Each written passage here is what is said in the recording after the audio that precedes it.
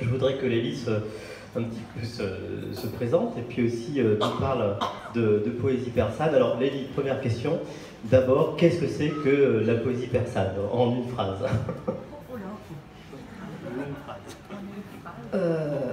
En une phrase commençant, mais je dirais avec 100 mots peut-être. Qu'est-ce que la littérature persane en 100 mots? C'est une très bonne question, en fait. Je ne me suis jamais posé la question de savoir ce que je dirais à une entrée de dictionnaire poésie persane.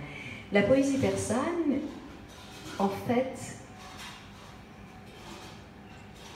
elle est née en même temps que la langue persane. C'est peut-être ça qu'il faudrait que je dise. La poésie persane, c'est l'essence même de la langue persane.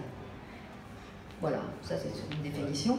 Pourquoi? Parce que lorsque les arabo-musulmans ont conquis les territoires qu'on appelait à l'époque les territoires iraniens, et je n'entends pas par là l'Iran d'aujourd'hui, bien sûr, quand je dis iranien, à l'époque ça comprend, finalement ça va de Bagdad jusqu'à l'Indus, et ça englobe l'Afghanistan et le Tadjikistan actuel. Donc quand les Arabes arrivent dans ce monde iranien, il est dominé par l'empire des Sassanides, qui sont qui est formé donc la dernière dynastie proprement iranienne et mazdéenne, d'ailleurs zoroastrienne, qui régnait sur l'Iran. Donc quand ils arrivent, on est au milieu du 7e siècle. Très très vite, l'Iran va se convertir, parfois de gré, parfois un peu de force, mais enfin, quand même globalement, le pays va se convertir très vite, et l'effet de cette conversion va faire que les Iraniens vont perdre leur langue.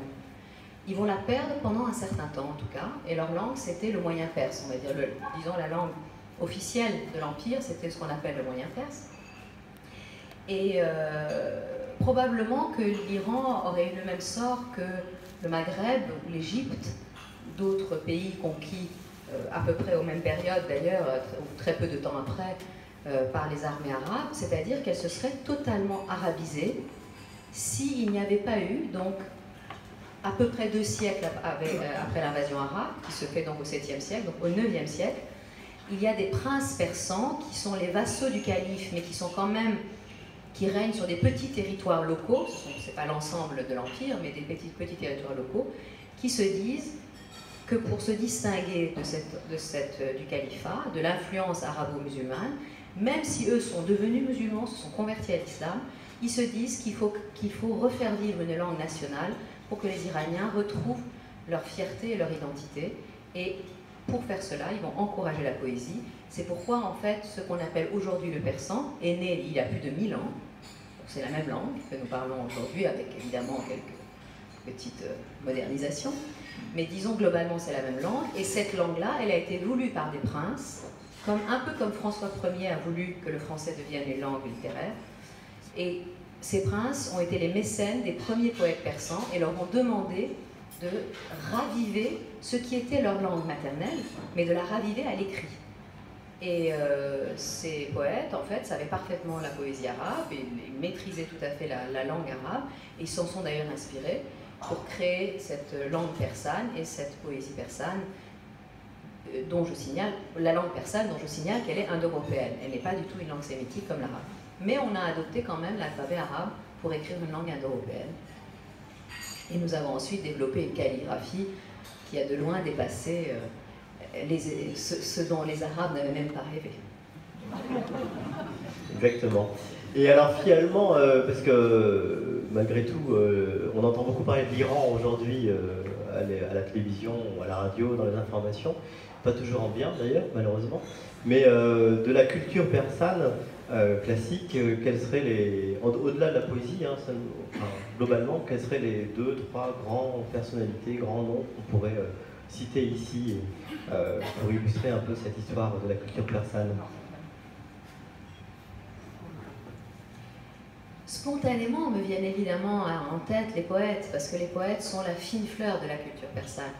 Il y a bien sûr Ferdowsi qui a écrit le grand livre des rois, sans lequel, dit-on justement, toute cette quintessence de la poésie et de l'histoire légendaire des Perses serait perdue. Il a revivifié de manière extraordinaire la langue persane. Je pense évidemment à Hafez, le poète du XIVe siècle qui a vécu à Shiraz et dont nous allons lire des poèmes demain soir. et dont les Iraniens sont follement amoureux, même ceux qui sont totalement analphabètes. Il n'y a pas un chauffeur de taxi qui ne sache pas par cœur des pans entiers de l'œuvre de Hafez. Il a son tombeau à Shiraz, et son tombeau est plus grand, plus beau, plus vénéré, plus visité que celui des saints et des rois.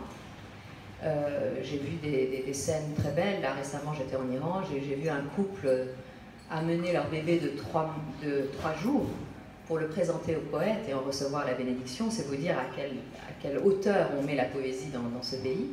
Mais je peux aussi, pour parler d'autres arts, parler peut-être de Cheikh Bahoui, qui a construit Ispahan, qui était lui-même à la fois poète, philosophe, architecte, mathématicien et j'en passe.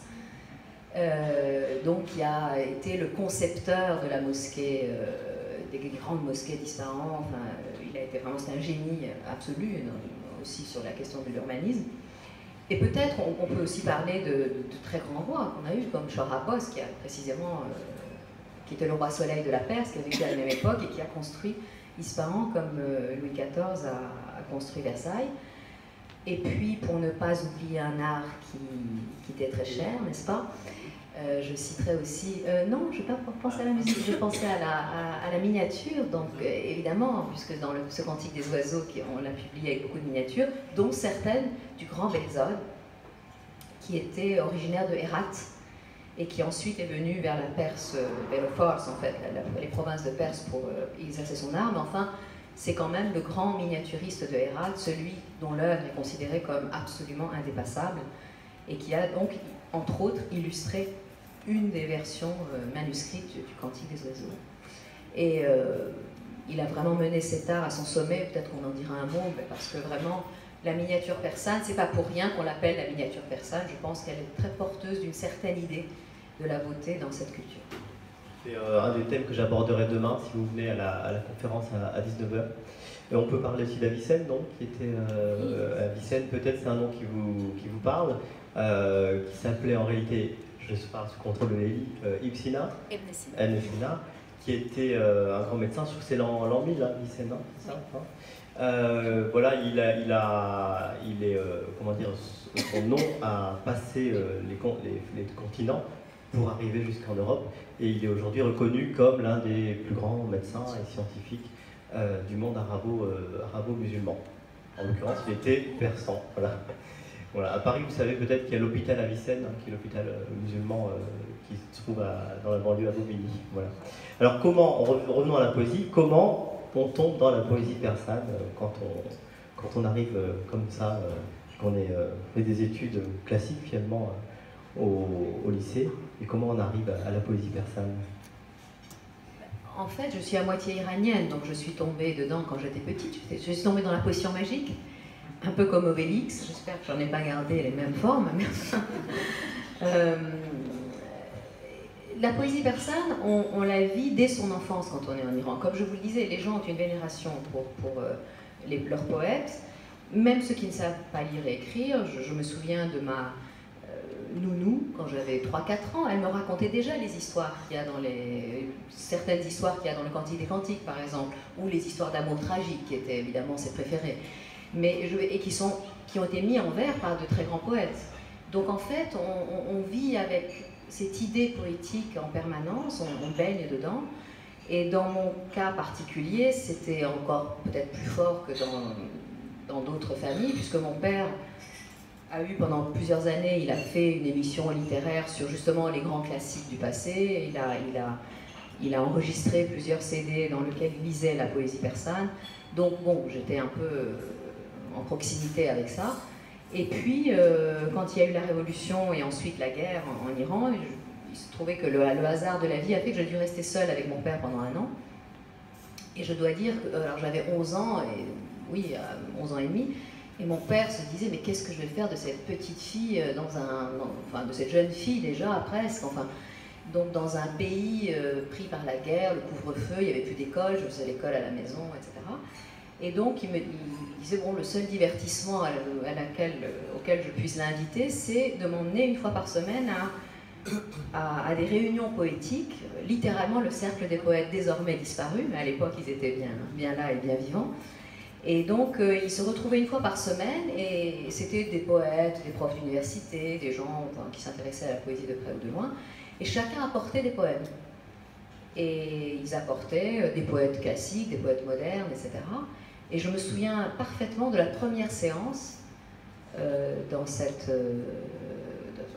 réunion. J'étais une petite fille blonde, là, soudain, qui débarque dans le cercle des poètes. Et ils m'ont évidemment accueilli très, très gentiment, en se demandant bien ce que j'allais pouvoir comprendre de leurs propos. Évidemment, je n'ai pas compris grand-chose, mais une femme d'origine afghane, d'ailleurs, dont le visage m'est resté tout à fait marqué dans ma mémoire,